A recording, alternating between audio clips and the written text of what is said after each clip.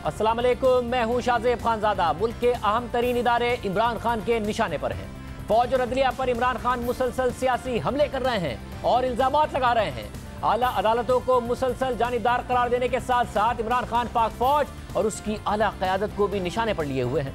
Army chief general Qamar Javed Bajwa पर बिलवास्ता लफ्जी हमले कर रहे हैं। साफ कह रहे हैं कि इदारे को सियासी मामलात में न्यूट्रल रहने के बजाय खुलकर उनका साथ देना चाहिए। इमरान खान का कहना है कि मौजूदा सूरत हाल में सिर्फ वो हक पर है, इसलिए इदारों को न्यूट्रल नहीं रहना चाहिए बल्कि उनका साथ देना चाहिए, क्योंकि न्यूट्रल सिर्फ जानवर होते हैं। और अब फौज और अदलिया की तरफ से जवाब भी सामने आ गया है, जो आपके सामने रखेंगे। इमरान खान ने अपनी गुज़िश्ता रोज़ की तकरीर में नवाब सिराजुद्दौला के सिपह सालार के हवाले से भी मायने खेज गुफ्तगू की। साबिक वज़ीर आज़म ने कहा कि मीर जाफ़र सिराजुद्दौला का सिपह सालार था, उसने अंग्रेज़ों के साथ मिलकर मुसलमानों से गद्दारी की।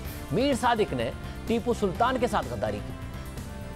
ये कौन थे मीर जाफर और मीर सादिक? मीर जाफर जो मुसलमानों का, मुगलों का गवर्नर सिराजुद्दौला था, उसका सिपह सलार था, कमांडर इन चीफ था। उसने अंग्रेजों के साथ मिलके गद्दारी की सिराजुद्दौला से। और मीर सादिक वो था जिसने टीपू सुल्तान से आखिर में जाके अंग्रेजों के साथ मिलके गद्दारी की और टीपू सुल्तान की शहादत हुई। गुज़िश्ता रोज़ इमरान खान ने एबटाबाद में न्यूट्रल के हवाले से बात की और एक बार फिर कहा कि न्यूट्रल तो सिर्फ जानवर होता है। इमरान खान कल की तकरीर में दुनिया के साथ साथ आखिरत की भी बात कर गए और ये फैसला भी सुनाया कि आखिरत में अल्लाह ताला भी इस हवाले से सवाल करेंगे कि क्या आपने इम्पोर्टेड हुकूमत के खिलाफ जिद्दोजहद की। न्यूट्रल बनने की अल्लाह ने हमें इजाजत नहीं दी। अल्लाह ने हमें ये इजाजत नहीं दी कि मैं कहूं ना मैं तीतर हूं ना मैं बटेर हूं, मैं तो न्यूट्रल हूं। मैं बार बार कहता हूं न्यूट्रल सिर्फ जानवर होते हैं, इंसान को तो अल्लाह को जवाब देना होता है। उसने तो दुनिया में भेजा है और उसने आपको कहा है कि आखिरत में मैं तुम्हारे से जवाब लूंगा। क्या तुम राय हक पे चले? क्या तुम इंसाफ के साथ खड़े हुए? क्या तुमने जुल्म का मुकाबला किया? क्या तुमने नाइंसाफी के खिलाफ जिहाद की? क्या तुमने अपनी आजादी के लिए, क्योंकि अल्लाह ने तो आपको ला इलाहा इल्लल्लाह के बाद आजाद कर दिया, क्या आपने एक इंपोर्टेड हुकूमत के खिलाफ जद्दोजहद की? पूछेगा अल्लाह आपसे। आप ये नहीं कह सकेंगे नहीं जी मैं तो न्यूट्रल हूं, आपको उसने ये इजाजत नहीं दी। इमरान खान ने न्यूट्रल से मुतालिक बात तहरीक अदम एतमाद आने के बाद पहली मरतबा 21 मार्च को की थी। तिमरग्राम में जलसे से खिताब करते हुए उन्होंने कहा था कि न्यूट्रल तो जानवर होता है। इस तकरीर में इमरान खान ने किसी का नाम नहीं लिया था, लेकिन 2 अप्रैल को जब उस वक्त की अपोजिशन के साथ मुज़ाकरात की खबरें गर्म थीं तो उन्होंने कहा कि इस वक्त इस्टेब्लिशमेंट का मौक़िफ़ है कि हम न्यूट्रल हैं, तो ये बड़ा अच्छा है। मुझे तो समझ नहीं आई कि इसमें क्या इस वक्त इस्टेब्लिशमेंट का है कि हम न्यूट्रल हैं, बड़ा अच्छा न्यूट्रल है। तो न्यूट्रल इस जो ये मुल्क जिधर पहुंचा दिया गया है तो उनका अच्छा काम कि वो कोशिश करें कि इसमें सोल्यूशन निकालें। इसमें कौन सी बुरी चीज है? उनको किसने कहा सोल्यूशन निकालने का? आपने कहा या अपोजिशन ने कहा? पहले तो मैं ये आपको बता रहा हूं कि इसमें कोई बुरी चीज क्या है। मुझे तो ये नहीं समझ आ रही कि ये कि अच्छा जी कोई, यानी इसमें तो अच्छा है ना, अच्छा है ना, तारीफ कर रहे थे न्यूट्रल की बात पर। लेकिन फिर 1 माह बाद जब तहरीक अदम एतमाद मंजूर हो चुकी थी और इमरान खान वज़ारत उज़्मा के ओहदे से हट चुके थे तो उन्होंने कहा कि हमारे इदारे कहते हैं कि हम न्यूट्रल हैं, लेकिन हक और बातिल की जंग में आप न्यूट्रल हो जाएं तो आप बातिल के साथ हैं। हमारे इदारे कहते हैं कि जनाब हम न्यूट्रल हैं। न्यूट्रल की अल्लाह ने इजाजत ही नहीं दी किसी को। आप या हक के साथ खड़े हैं या बातिल के साथ खड़े हैं, आप न्यूट्रल नहीं हो सकते। तो ये कहना, आप देख रहे हैं बड़े बड़े डाकू आके ऊपर बैठ गए हैं और कह जी मैं तो न्यूट्रल हूं। हक और बातिल की जंग में आप न्यूट्रल हो जाएं, इसका मतलब आप बातिल का साथ दे रहे हैं। अब दिलचस्प बात यह है कि इमरान खान आज इदारों के न्यूट्रल होने पर बरहम हैं और सख्त तनकीद कर रहे हैं, लेकिन जब उनके फौज के साथ ताल्लुकात अच्छे थे तो उन्होंने खुद जनरल बाजवा की तारीफ करते हुए उन्हें न्यूट्रल करार दिया। और थी मैंने सबसे ज्यादा मुखालफत की है। मेरे ख्याल में जो जनरल बाजवा है ये सबसे ज्यादा न्यूट्रल और प्रो डेमोक्रेटिक जनरल है मेरे ख्याल में। इसने कौन सी ऐसी चीज की है मुझे बताएं? सिर्फ नवाज शरीफ की मदद नहीं की तो खिलाफ हो। इमरान खान के बयानात के बाद कौमी असम्बली में आज कौमी सलामती के इदारों और उनकी क़यादत के खिलाफ बयानात पर मजम्मती करारदाद मंजूर की गई। वज़ीर आज़म शहबाज शरीफ ने ऐवान में खिताब करते हुए कहा कि इमरान खान ने कल जो बात की वो इंतहाई खतरनाक है। नवाब सिराजुद्दौला के सिपह सालार की बात करके इमरान खान ने इदारों को बराह रास्त निशाना बनाया।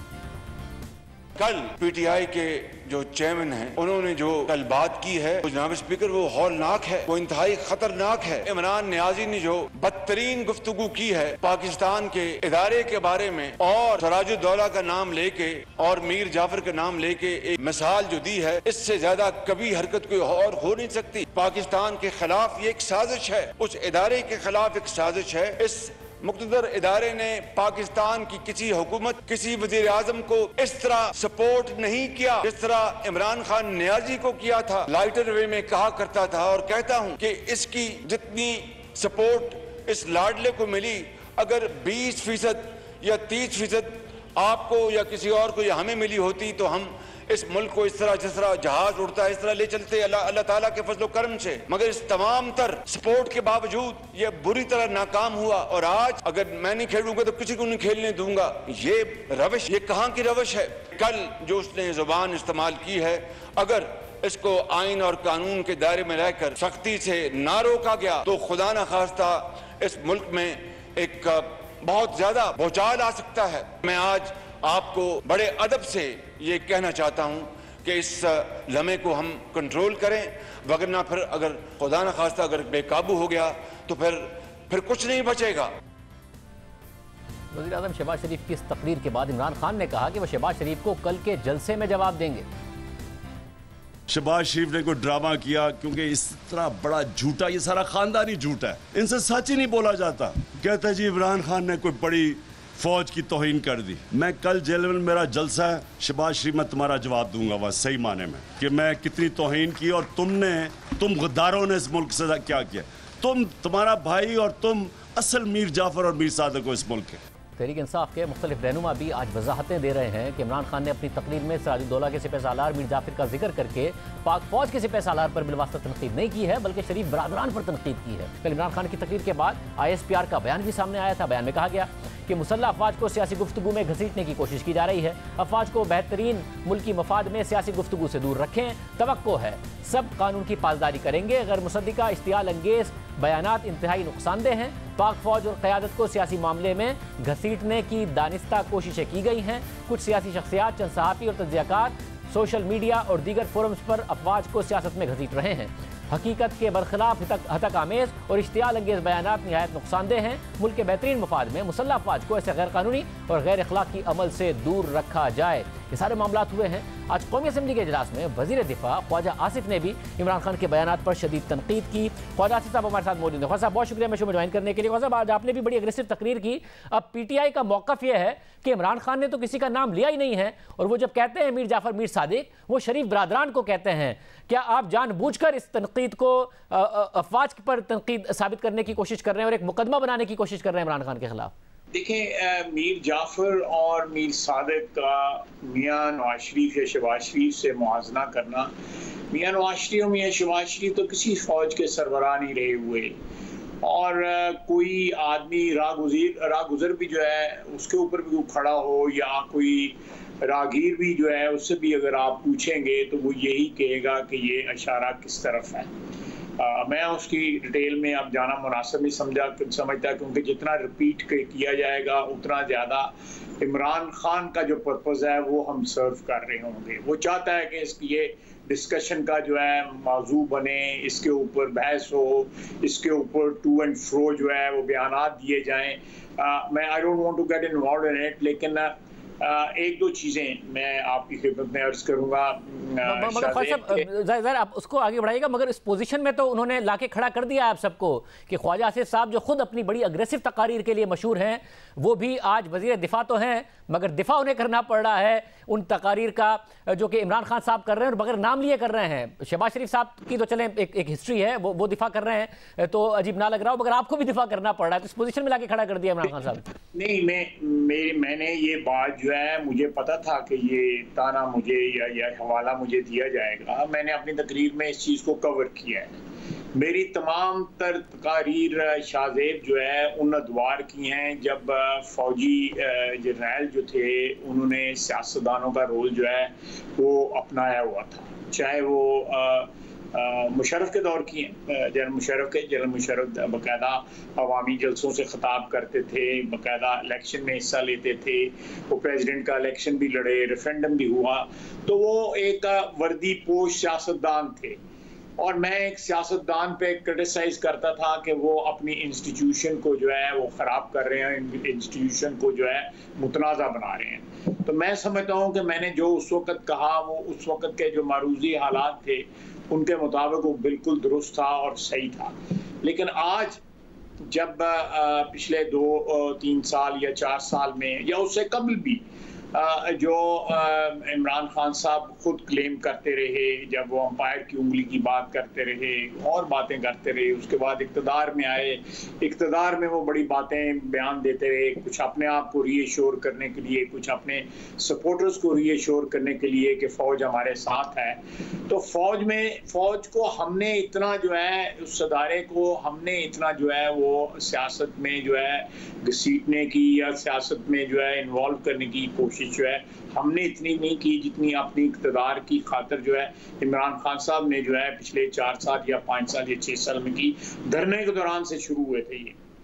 और मगर नवाज शरीफ साहब ने तो नाम लेके की ना, जनरल बाजवा का भी नाम लेते थे, जनरल फैज का भी नाम लेते थे। बिल्कुल आप दुरुस्त कर रहे हैं, मैं उस चीज़ की नफ़ी नहीं कर रहा, लेकिन अब जो किया जा रहा है मैं समझता हूँ कि उससे कुछ ज़्यादा जो है तौहीन अमेज़ है। दूसरी ये है कि ये फ़ौज के अंदर भी पिछले अक्टूबर के बाद से लेके अक्टूबर 2021 के बाद से लेके अब तक जो है उसमें भी तफरीक करने की कोशिश कर रहे हैं, उसमें भी दरार डालने की कोशिश कर रहे हैं। देखें, इख्तलाफात जो है, जब गैर आइनी इक़दामात एस्टेब्लिशमेंट उठाती रही जो है वो माजी में, इख्तलाफात अपनी जगह वो एक असूली मौक़िफ़ है। मैं आज भी उस पर खड़ा हूँ कि गैर आइनी इक़दामात किसी भी अदारे को नहीं करने चाहिए, चाहे वो अदलिया है या फ़ौज है या पार्लियामेंट है या कोई भी है। गैर आइन जो है उसका एक तक़द्दुस है और हम सब पे लाज़िम है कि उस तक़द्दुस को जो है सामने रखें और उस तक़द्दुस को प्रोटेक्ट करें। लेकिन अब ये जो बातें कर रहे हैं ये तो खुली एक जो है वो डिसमेंटल करने की कोशिश कर रहे हैं। रियासत का जो स्ट्रक्चर है उसको, रियासत के अदारे जो हैं, अदलिया पे हमला कर रहे हैं, फौज पे हमला कर रहे हैं, सियासत पे हमला करें, बिल्कुल करें, ज़रूर करें, दिन रात करें जो हम अपने सीने के ऊपर बिल्कुल, और उसका जवाब भी देंगे और टिका के जवाब देंगे।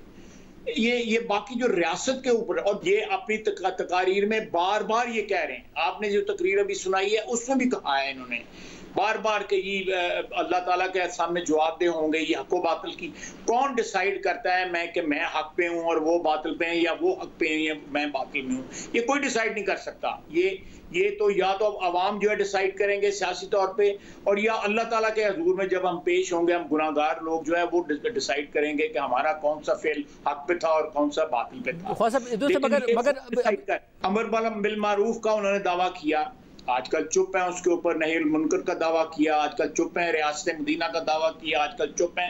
ये सारे के सारे बेसिकली उनके पास जो है ये सेल्स गिमिक है।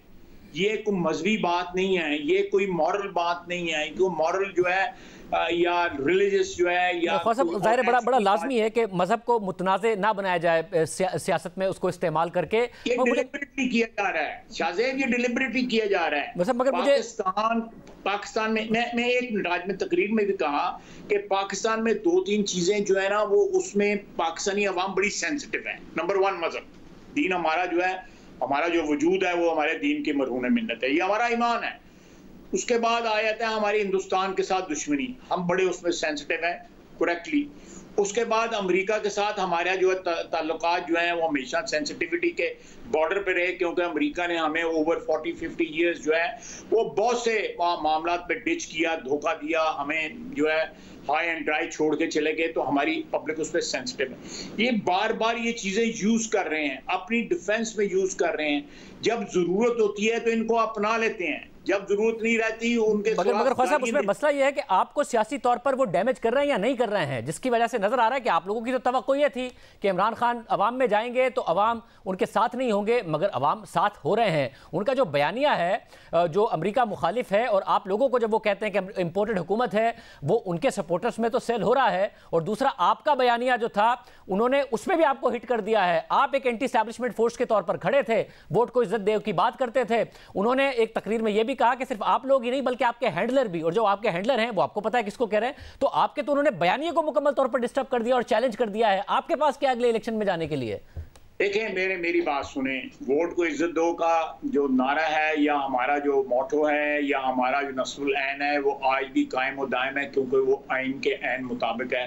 वो कोई आइन से बालातार या आइन के मावरा कोई चीज़ नहीं है। वो आज भी बिल्कुल हम वहीं पे खड़े हैं, 1 इंच भी वहाँ से नहीं हिले जो वोट को इज्जत दो का। हमने ये वोट को इज्जत दो की जो एक्सरसाइज है, सबसे बड़ी एक्सरसाइज हुई है जो हमने वोट ऑफ नो कॉन्फिडेंस किया है। हमने वोट ऑफ नो कॉन्फिडेंस के इमरान के खिलाफ करके सबसे बड़ा सबूत दिया है कि हम वोट को इज्जत देने के जो है ना बिलीव करते हैं, उस पे मतलब उसी में कह रहे हैं ना कि उसके पीछे आपके हैंडलर हैं, तो ये फिर प्योर कॉन्स्टिट्यूशनल तो ना हुआ। आखिरी वक्त तक ये अपने हैंडलर्स के साथ 1 पेज पे रहे, उनको कहते रहे कि फलां की ट्रांसफर कर दो, फलां की ना ट्रांसफर करो, ये करो वो करो। ये तो फवाद चौधरी साहब ने खुद कहा है कि हमारा वजह तनाज़ा ये बना, अक्टूबर के बाद बना। हमारे एस्टेब्लिशमेंट ने हमारे सर से हाथ उठा लिया, इसलिए हम हुकूमत से बाहर निकले। ये ऑन रिकॉर्ड है, आपको भी पता है कि मुझे ख्वाजा साहब है ऑन रिकॉर्ड। मगर ख्वाजा साहब ये कैसे रिफ्लेक्ट करता है हमारे मुल्क के ऊपर कि एक वजीर आजम जिसका इख्तियार है DGISI लगाना, वो अगर अपनी मर्जी के लिए लगाना चाह रहा था तो आर्मी चीफ उससे नाराज हो गए और फिर छुट्टी हो गई उसकी। ये कैसे रिफ्लेक्ट करता है पाकिस्तान की जमहूरियत पर? देखें, मैं इसमें मैं जो आपकी बात जो है वो on the face of it लगेगा कि ये बात जो है दुरुस्त है, लेकिन एक आप आर्गुमेंट दे रहे हैं, मैं उसका जवाब देता हूँ। देखें, इस चीज के ऊपर इतनी बड़ी रिस्क लेना जो है उसका मतलब यह है कि सियासी तौर पे उनकी ये जरूरत थी। ये उन्होंने अगले दिन एक इंटरव्यू में भी कहा है, ये क्या कहते हैं, पॉडकास्ट कहते हैं, मुझे ये नाम जो है उसमें कहा है उन्होंने। उसमें जो आप बात कर रहे हैं, मेरे जवाब देने की बजाय अगर वो सुन लें तो आपको जवाब मिल जाएगा। उन्होंने कहा है कि दिसंबर तक वो चाहते थे कि जनरल फैज रहें, क्योंकि उन्हें लगता था अफगानिस्तान की सिचुएशन के अलावा कि सियासी तौर पर आप लोग एक्टिव हो रहे हैं और नो कॉन्फिडेंस आएगी, तो वो चाहते थे कि आईज एंड ईयर्स हैं उनको रखें। आप क्यों इतनी एहतियात कर रहे हैं? मरीम नवाज साहिबा ने तो कह दिया वो तो आपके वो हाथ थे जिनसे आप अपोजिशन को कंट्रोल करने की कोशिश करते थे। देखें जी, DGISI को ये कहना उसके मुतल्लक कि वो सियासी तौर पर उनको शूट करते थे उनके आईज एंड ईयर्स से, इसका क्या मतलब है? DGISI is not a politician. He is not supposed to render political support to the government. उसने इंटेलिजेंस जो है प्रोवाइड करनी है, इंटरनेशनल सीन की भी प्रोवाइड करनी है और इंटरनल सीन की भी प्रोवाइड करनी है। और वो इंटेलिजेंस सारी की सारी मुल्क की दफा उसका जो है बेस होता है, मुल्क की दफा उसका रेफरेंस होता है। वो इमरान खान की सियासत उसका रेफरेंस नहीं है। प्लीज डिफरेंशिएट करें इसमें। या अगर मैं हुक्मरान हूँ या नवाज शरीफ या शहबाज शरीफ या कोई भी हुक्मरान है, अगर वो ये चाहेगा कि DGISI जो है वो मेरा सबॉर्डिनेट बन जाए, ये मेरी से सियासत को जो है वो प्रोटेक्शन प्रोवाइड करे, मेरी सियासत को वो पेट्रनाइज करे, या आर्मी चीफ मेरी सियासत को पेट्रनाइज करे, मुझे स्पॉन्सर करे, मेरी कफालत करे, सियासी कफालत करे, तो मैं समझता हूँ कि ये गलत डिमांड है। ये गैर आईनी, गैर कानूनी डिमांड है, गैर इखलाकी डिमांड है, गैर सियासी डिमांड है। इसके ऊपर why should any general should ओबे हिज ऑर्डर्स, यू नो। मगर ख्वाजा साहब, इस पूरी की पूरी सिचुएशन में मसला ये कि आप लोग कानूनी कार्रवाई की बात कर रहे हैं। वजीर आजम शहबाज शरीफ ने भी की और आज आपने भी कहा कि इसको रोकना होगा। सियासी तकरीर है, सियासी तौर पर जवाब दीजिए, जैसे आप इस वक्त भी दे रहे हैं, वजीर आजम भी दे सकते हैं। कानून इस्तेमाल करेंगे तो क्या ये दुरुस्त होगा? इमरान खान साहब कोई बात कर रहे हैं, उसका आप लोग भी जवाब दीजिए। आप मुझसे ये सवाल पूछ रहे हैं, मैं ख्वाजा आसिफ आपको ये जवाब दे रहा है। मैं उनके खिलाफ जो है, इमरान खान के खिलाफ जो है किसी किस्म की कार्रवाई जो है कम से कम मौजूदा हालात में या फौरी तौर पे जो है उसके हक में नहीं। मैं अपना ज़ाती ओपिनियन आपको दे रहा हूँ। मेरा जो पॉलिटिकल एक्सपीरियंस है कि अब जब भी आपने सियासी मुखालफों को इंतकाम का नक्शे निशाना बनाया, किसी भी जस्टिफाइड तरीके वजह के ऊपर भी एडवांटेज उनको मिला है, आप डिसएडवांटेज जो है आपको इन द लॉन्ग रन मिला है। एक बात। दूसरी बात यह है कि इमरान खान ने एक मिसाल जो है वो कायम की पिछले 4 साल के अंदर कि उन्होंने जिस तरह पंजाबी में कहते हैं रज के जो है उसने जो है अदारों को अपने सियासी मुखालफों के खिलाफ इस्तेमाल किया। एंटी करप्शन का अदारा, FIA का अदारा, नैब का अदारा, IB का अदारा, आप अदालतें जो जहां भी उनकी मसला एंटी करप्शन की अदालतें या और अदालतें जो सबऑर्डिनेट अदालतें, मैं उनकी बात कर रहा हूँ, तो ये सारे उन्होंने इस्तेमाल किए। मैं नहीं चाहता कि हमारे ऊपर ये इल्ज़ाम लगे कि हम अदालतें इस्तेमाल कर रहे हैं, हम अदारे इस्तेमाल कर रहे हैं, हम कानून का इस्तेमाल कर रहे हैं अपनी ज़ाती रंजिश या आप ये इंटरप्रेट गलत होगा अगर आप सियासी बात जो है उसको इस तरह टैकल करें सियासत की तरफ, जिस तरह आप कह रहे हैं। आप मुझसे गुफ्तगू कर रहे हैं, आप इमरान खान का रेफरेंस दे रहे हैं, उसके अमाल का रेफरेंस दे रहे हैं, मैं उसका जवाब दे रहा हूं। आप मेरे अमाल का रेफरेंस दे रहे हैं, मैं उसको डिफेंड कर रहा हूं। ये सियासत है और मेरा ख्याल है सियासत इसी तरह ही होनी चाहिए। हो सकता है मेरे कुलीग्स या मेरे कुछ दोस्त जो है, सियासी दोस्त जो है या हम रकाब जो है, हम सफर जो है, वो इससे इख्तलाफ करें, लेकिन मैं समझता हूं कि आप जब पावर में होते हैं, जब पावर इस्तेमाल करते हैं अपने मुखालफों के सामने, वो जितनी भी जस्टिफाइड हो उसको सियासी रंग नहीं देना चाहिए। ये बड़ी अहम बात है, ये बड़ी अहम बात है। सब उम्मीद करते हैं कि ऐसा ही नून लीग की हुकूमत करेगी और सियासी टारगेटिंग उस तरीके से नहीं करेगी। बड़ी अहम बात है और ये अच्छी बात है कि आपकी तरफ से ये बात की जा रही है। और मैं बिल्कुल इसके हक में हूँ। मेरी 32 साल सियासत में, और उससे पहले 40-50 साल मेरे वालिद बुजुर्ग, अल्लाह उनको जन्नत में जगह दे, उनकी मुझे जो तरबियत जो थी, जो उनकी ये, मैं उसके मुताबिक बात कर रहा हूँ। और मैं अपनी पार्टी के पे भी मुझे पूरा एतमाद है, अपनी लीडरशिप पे पूरा एतमाद है कि वो इसी तरह ही करेंगे, क्योंकि ये चीज़ जो है लॉन्ग रन में हमारे अदारों के लिए अच्छी है, हमारे वतन की सियासत के लिए अच्छी है। हमें सबसे ज्यादा जो चीज मारेगी वो पोलराइजेशन है, हमारे मुल्क को तितर बितर कर देगी, मुंतशिर कर देगी पोलराइजेशन, चाहे वो मजहबी हो या सियासी हो या किसी भी। आप देखें गारे हरा में पत्थरों पे लिखा हुआ है नवाज शरीफ चोर है, PTI इस नीचे लिखा हुआ है। आप जिस शहर के अंदर कुत्ते नहीं भौंकते वहां पे नंगी गालियां मरियम औरंगजेब को दी गई हैं, रोजा रसूल से चंद कदम के फासले के ऊपर। रोजा रसूल जहां पे जाके जो है सारी दुनिया के सर जो है जब उस तकद्दस में और एहतराम में जो है झुक जाते हैं, उस जगह पे इन लोगों को जो है सियासत जो है ये तो चीजें मॉडल हैं, ये चीजें तो आर्जी हैं। और वो तो परमानेंट चीज तो बंदगी है, जिस रोजे पे गए हुए थे उस शख्सियत सल्लल्लाहु अलैहि वसल्लम की बंदगी है, उनकी ताबेदारी है, उनकी शिफात की ख्वाहिश है। बहुत शुक्रिया ख्वाजा साहब की गुफ्तगू आपने सुनी। प्रोग्राम में ब्रेक शामिल करते हैं। आज अदालत की तरफ से भी इमरान खान साहब की जो तकारीर थी उसके बाद जवाब आया है, क्या मामला है आप सामने रखेंगे ब्रेक के बाद।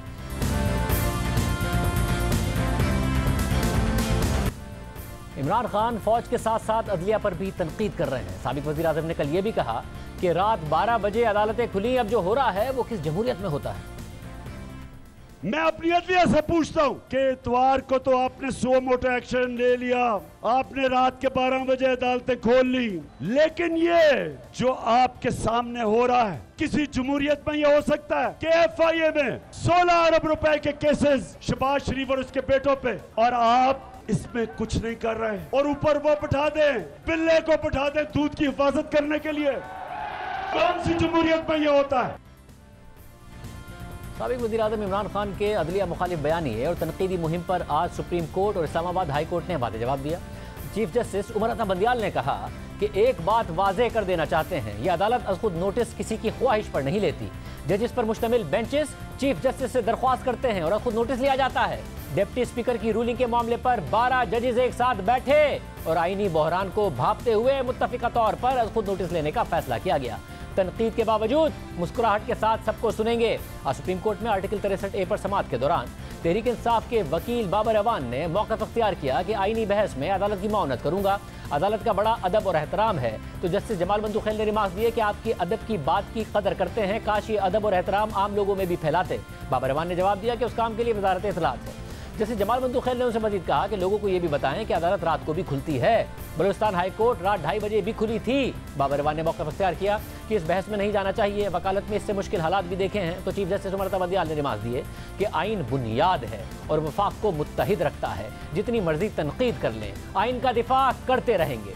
जस्टिस एजाजुल हसन ने रिमार्क दिए कि सुप्रीम कोर्ट की बेतौकीरी की इजाज़त किसी को नहीं देंगे। याद रखें, सब मुतासरा फरीक़ैन ने सुप्रीम कोर्ट ही आना है, जो फैसला पसंद ना आए उस पर तनकीद की इजाज़त नहीं देंगे। इसके अलावा आज ऐसी ही सूरत हाल इस्लामाबाद हाई कोर्ट में भी देखने में आई, जहां चीफ जस्टिस अतहर मिनल्लाह ने वाज़ेह अल्फाज में इमरान खान की अदलिया मुखालिफ मुहिम पर रद्द-ए-अमल दिया है। पहले बात करते हैं साबिक वजीर दाखिला शेख रशीद अहमद की उस पटिशन की जिसमें उन्होंने हनीफ अब्बासी की बतौर वजीर आजम के मामले खुसूसी तैनाती को चैलेंज कर रखा है। हमारे नुमाइंदे उवैस उज़वई के मुताबिक समाअत के दौरान चीफ जस्टिस अतर मिनल्लाह ने शेख रशीद को रोस्ट्रम पर बुलाया और उनसे मुकालमा किया कि जलसों में अदालतों पर इल्जाम तराशी अफसोसनाक है। क्या आप और आपकी इत्तेहादी पीटीआई का इस्लामाबाद हाई कोर्ट पर एतमाद है? तहरीक इंसाफ का शायद अदालतों पर एतमाद नहीं है। बहुत अहम और बड़े केसेस अदालत में ज़ेरे समाअत हैं। आप चेयरमैन तहरीक इंसाफ से भी पूछ लें, अगर उन्हें एतमाद नहीं तो हम ये केस नहीं सुनते। अवामी जलसों में रोज़ कहा जाता है कि अदालतें रात को क्यों खुली। सियासी बयानिए बनाए जाते हैं कि अदालतें किसी के कहने पर खुलती हैं। इस अदालत में लापता अफराद और बलोच तलबा के केसेस हैं। अदालत पर अवाम का एतमाद खराब ना करें। शेख साहब, ये अदालतें सबके लिए हैं, सियासी बयानियों में इसे खराब करने के लिए नहीं हैं।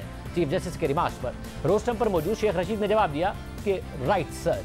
चीफ जस्टिस ने मजीद कहा कि तहरीक इंसाफ का शायद अदालतों पर एतमाद नहीं है, तो शेख रशीद ने मौका अख्तियार किया कि एतमाद है तो अदालतों में आए हैं। इस पर चीफ जस्टिस ने उनसे कहा कि अगर आपका अदालत पर एतमाद है तो ये अदालत केस सुनेगी। साहिल का अदालत पर एतमाद होना बहुत ज़रूरी है। और भी अदालतें हैं और भी जजेस हैं जो आपके केसेस सुन सकते हैं। अगर इमरान खान का एतमाद नहीं है तो बतौर चीफ जस्टिस में मुआज़रत करके किसी और अदालत में केस भेज देता हूँ। चीफ जस्टिस अतर मिनल्लाह ने मज़ीद रिमार्क दिए कि जलसों में कहा जाता है कि अदालतें आज़ाद नहीं हैं। 2014 में रात 11 बजे पीटीआई के जो वर्कर्स हिरासत में थे उनको रिहा करने का हुक्म दिया गया। आपके वकील ने यकीनन आपको बताया होगा कि रूल्स मौजूद हैं कि चीफ जस्टिस किसी भी वक्त केस टेकअप कर सकते हैं। आज चीफ जस्टिस अतर मिनल्लाह ने मस्जिद नबवी में होने वाले वाक़े के तनाजुर में तहरीक इंसाफ के रहनुमाओं पर मुकदमात के खिलाफ फवाद चौधरी की दरख्वास्त पर समाअत की। यहाँ भी जस्टिस अतर मिनल्लाह इमरान खान की अदलिया पर तनकीद के मामले पर सख्त बरहम नजर आए। चीफ जस्टिस ने रिमार्क दिए कि अदालतों को सियासी मामलात से दूर रहना चाहिए। कल चेयरमैन तहरीक इंसाफ ने फिर कहा कि अदालतें रात 12 बजे क्यों खुली। चेयरमैन तहरीक इंसाफ को अदालतों पर एतमाद है या नहीं है? साहिल जलसे में अपने वर्कर्स को कह रहा है कि अदालतें कॉम्प्रोमाइज़ हैं। जब किसी का अदालत पर एतमाद नहीं है और वो कहे कि अदालतें कॉम्प्रोमाइज़ हैं तो फिर हम केस नहीं सुनेंगे। चीफ जस्टिस ने तहरीक इंसाफ के वकील से कहा कि आप हिदायत लेकर बताएं, वो जहां मुतमईन हैं हम केस उधर भिजवा देते हैं। अगर फरीक को इस अदालत पर एतमाद नहीं है तो केस दूसरे बेंच को भिजवा देते हैं। हम नहीं चाहते कि इन बयानियों की वजह से मिसिंग पर्सन समेत दीगर केसेस भी मुतासिर हों। दरख्वास्त गुजार के वकील फैसल चौधरी एडवोकेट ने मौका अख्तियार किया कि अब जो हालात हैं इस केस को भी मिसिंग पर्सन्स का केस समझकर ही सुन लें। तो चीफ जस्टिस ने उनसे कहा कि मिसिंग पर्सन्स के इशू को अंडरमाइन ना करें। हर तरफ से अदालतों के खिलाफ मुहिम चलाई गई मगर इस अदालत को फर्क नहीं पड़ता। कहा गया कि कमजोर तबके के लिए अदालतें कुछ नहीं कर रही हैं। आप 2 साल के केसेस निकाल लें कि आम अफराद की दादरसी के लिए कितने फैसले किए। अदालत लेट केसेस सुन रही होती है क्योंकि ये उनकी ड्यूटी है। चीफ जस्टिस अतर मिनल्लाह ने मजीद कहा कि अदालत किसी तौहीन आमेज मुहिम से नहीं घबराती, फैसला कानून के मुताबिक करती है। कोर्ट ने कल खुद तकरीर सुनी है, आप देख लें कि पब्लिक को क्या मैसेज दिया गया। आपकी पार्टी के फॉलोवर्स समझते हैं कि मैनचेस्टर में मेरा कोई फ्लैट है। सुप्रीम कोर्ट के जस्टिस मंसूर अली शाह के साथ तस्वीर का भी गलत तासुर दे दिया गया। इस पर पीटीआई के फैसल चौधरी ने मौका अख्तियार किया कि छोटे मोटे शहरी बातें करते रहते हैं, आप बड़े और आइन के मुहाफिज हैं। अदालत इससे पहले भी छुट्टी वाले दिन खुली और हमारे लिए खुली। चीफ जस्टिस ने रिमार्क दिए कि ये इस कोर्ट की आईनी जिम्मेदारी है कि जो अदालत आए उसके हुकूक का तहफ़्फ़ुज़ करे। अदालत ने कभी इस बात की परवाह नहीं की कि साहिल कौन है। अदालत की तरफ से supreme court Islamabad high court की तरफ से ये जवाब सामने आया है। प्रोग्राम में एक ब्रेक शामिल करते हैं। शहबाज शरीफ बड़े फैसले करने से कतरा रहे हैं जिसकी वजह से गैर यकीनी की सूरत हाल पैदा कर रहे हैं और नुकसान कर रहे हैं। बात करेंगे ब्रेक के बाद।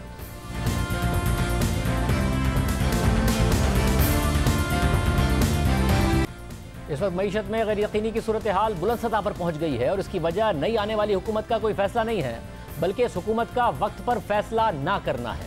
हुकूमत वही गलतियां दोहरा रही है जो तहरीक इंसाफ की हुकूमत ने आते ही 2018 में की। तहरीक इंसाफ की हुकूमत फौरी तौर पर IMF प्रोग्राम में जाने के बजाय दोस्त ममालिक से मदद मांगने चली गई। रुपया गिरता रहा, ज़र मुबादला के ज़खायर गिरते रहे, शराय सूद बढ़ती रही, महंगाई में इजाफा होता रहा, मईशत की सूरत हाल खराब तर होती रही और फिर बहुत नुकसान करके तहरीक इंसाफ की हुकूमत IMF के प्रोग्राम में गई और इमरान खान ने असद उमर को वज़ारत ख़जाना के अहदे से बरतरफ कर दिया और बाद में तस्लीम किया कि हुकूमत में आते ही IMF के प्रोग्राम में ना जाना सबसे बड़ी गलती थी। ये ठीक है तनकीद, हमें IMF के पास जल्दी जाना चाहिए था, ये बिल्कुल ठीक है। हमें तजर्बा भी नहीं था, मैं मानता हूँ ये वो ठीक है बात कि हमें ज़्यादा जल्दी जाना चाहिए था। मैं अगर पीछे देखता हूँ तो वो जो दौर था जब कि IMF में जाना है नहीं जाना, उससे हमें बड़ा नुकसान हुआ और वो हमारा शुरू का दौर था। और अब हुकूमत आते ही वज़ीर ख़ज़ाना मिफ्ता इस्माइल ने अमेरिका जाकर IMF से मुज़ाकरात तो कर लिए मगर फैसला करने में हुकूमत देर कर रही है और इसके नतीजे में मार्केट्स में गैर यकीनी की सूरत हाल है। डॉलर के मुकाबले में रुपया मजीद 90 पैसे गिरकर 187 रुपये 53 पैसे पर आ गया। स्टॉक मार्केट में आज 1450 पॉइंट्स की मजीद मंदी देखी गई। इमरान खान के वज़ीर आज़म होते हुए ही स्टेट बैंक ने शरह सूद बढ़ाकर 12.25% कर दी थी, मगर इस वक्त खुद हुकूमत को 15% की शरह सूद पर जाकर बैंक से कर्ज लेना पड़ रहा है। एक साल का कायबोर 15% से ऊपर जा चुका है। महंगाई जो गुज़िश्ता माह में मुसलसल बढ़ती रही, अप्रैल के महीने में 13% को तजावुज़ कर गई है। 15% से ऊपर जाने की तवक्को है और 10 माह का तिजारती खसारा $40 अरब को पहुंच गया है। साथ साथ इस वक्त सूरत हाल ये है कि महंगाई में इजाफा अपनी जगह है और गैर यकीनी की सूरत हाल अपनी जगह है, और अगर ये सूरत हाल बरकरार रही तो मईशत के लिए जहर कातिल साबित होगी। हुकूमत को IMF प्रोग्राम की बहाली के लिए वो मुश्किल फैसले करने हैं जिनसे महंगाई में तो मजीद इजाफा होगा, मगर उसी से IMF का प्रोग्राम बहाल होगा और मुआशी इस्तेहकाम के लिए गैर यकीनी की सूरत हाल खत्म होगी। गुज़िश्ता हुकूमत जाने से पहले अपने ही IMF प्रोग्राम से मुआहदे की खिलाफवर्जी कर गई।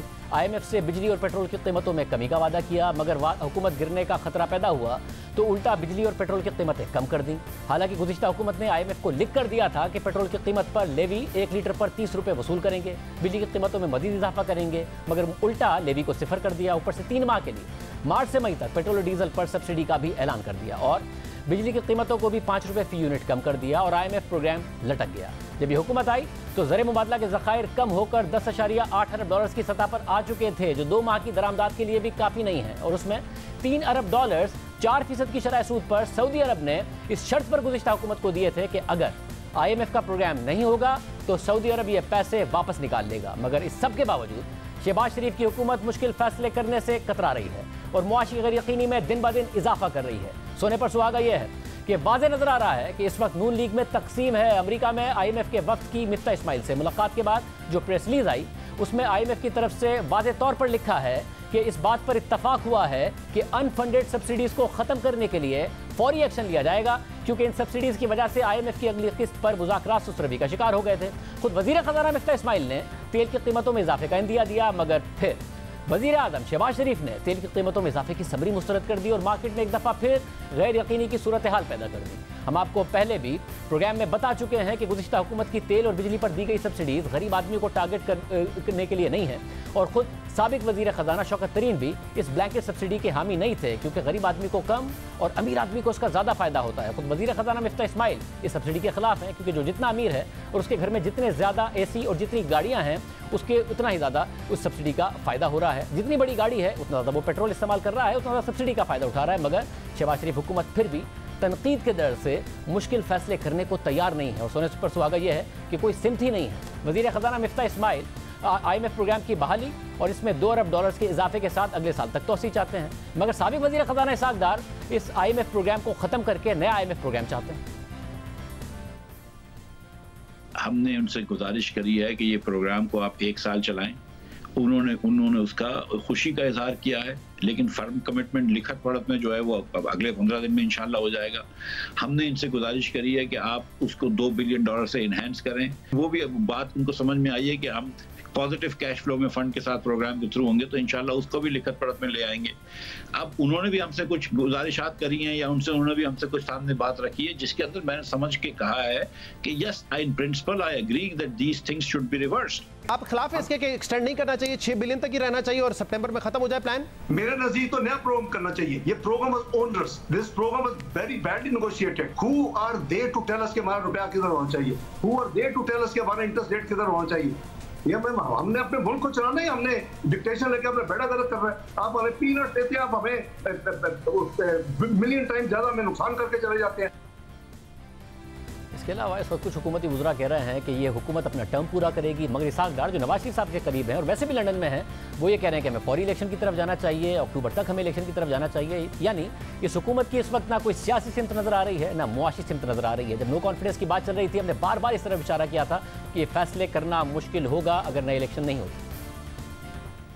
ये हुकूमत सर्वाइव करती है तो ये क्योंकि कमजोर हो गई होगी, पॉपुलिज्म में अनपॉपुलर फैसले नहीं कर पाएगी, तो मीशत का नुकसान है। अगर अगले इलेक्शन नहीं होते हैं और ये लोग हुकूमत बना लेते हैं तो ये भी कोई मुश्किल फैसले नहीं कर पाएंगे, क्योंकि इनको ये होगा कि हमने लीग देना हुकूमत के खिलाफ आए और हमारे पास मैंडेट नहीं है, 1.5 साल का टाइम बाकी है, ये भी मुश्किल फैसले नहीं कर पाएंगे। मुल्क की मीशत के लिए कुछ अच्छा नहीं होने जा रहा है दोनों। इस वक्त हमारे साथ मारूफ बिजनेसमैन आरिफ हबीब साहब मौजूद हैं, जो कि शहबाज शरीफ हुकूमत की रुकन भी हैं इकोनॉमिक एडवाइजरी काउंसिल जो उनकी तरफ से बनाई गई है। आरिफ साहब बहुत शुक्रिया मुझे ज्वाइन करने के लिए। और साहब ज़ाहिर स्टॉक मार्केट में मंदी, रुपया गिर रहा है डॉलर के मुकाबले में, ये इसलिए है कि हुकूमत की कोई सिमत है जिससे इस वक्त मार्केट मुतमईन नहीं है, या फिर इसलिए कि कोई सिमत नहीं है, इसलिए कि हुकूमत ने जो फैसले किए हैं उससे मार्केट मुतमईन नहीं है, या इसलिए कि हुकूमत फैसले नहीं कर पा रही है जो उसे करने हैं टाइम पर? आई थिंक हुकूमत के फैसला न करने की वजह से है, क्योंकि ये जब से बातचीत हो रही है, पर्टिकुलरली जो IMF के साथ डायलॉग हुआ है और IMF के प्रोग्राम के साथ जो है वो बाकी जो हमें सपोर्ट आनी है वो भी ऐसा लगता है कि उससे जुड़ी हुई हैं। तो ख़बरें इस किस्म की आ रही हैं कि बाकी जो फ्रेंडली कंट्रीज़ हैं वो भी इसी की तरफ जो है इंसिस्ट कर रही हैं कि IMF के साथ आप प्रोग्राम को रिज्यूम करें, तो फिर हम आपके साथ जो है वो चल सकते हैं। तो आई बिलीव कि इसमें भी जो कुछ कॉन्फ्लिक्टिंग खबरें आती रहती हैं, कभी कहते हैं कि जो IMF की कंडीशनलिटीज़ हैं उसको हम जो मीट करने के लिए जो इक़दामात हैं वो हम जल्दी कर लेंगे, फिर लेकिन जब उसके डिसीशन का वक्त आता है तो वो डिसीशन तो नहीं हुआ होता और उसको और डिफ़र किया जा रहा है। तो उससे ज़रा ये जो गैर यकीनी की सूरत हाल डेवलप हो रही है और उससे ज़ाहिर है वो तो फिर नर्वसनेस बढ़ रही है उससे। मतलब अब इस वक्त सूरत हाल ये है कि अगर हुकूमत IMF की डिमांड्स के मुताबिक कीमतें बढ़ा दे तो जो इन्फ्लेशन 13.5% पर अप्रैल में आई है, तवक्को 15% पे जाएगी, वो कहीं 16-18% पे ना चली जाए, मगर IMF का प्रोग्राम ज़ाहिर उसके बगैर बहाल नहीं होगा। तो क्या इस वक्त बेहतर है, IMF के प्रोग्राम की बहाली का फैसला करना चाहिए शहबाज शरीफ साहब को, या ये फैसले करने चाहिए जिसके तहत वो सब्सिडीज़ को बरकरार रख रहे हैं? आप बतौर रुकन एडवाइजरी काउंसिल क्या मशवरा देंगे उन्हें?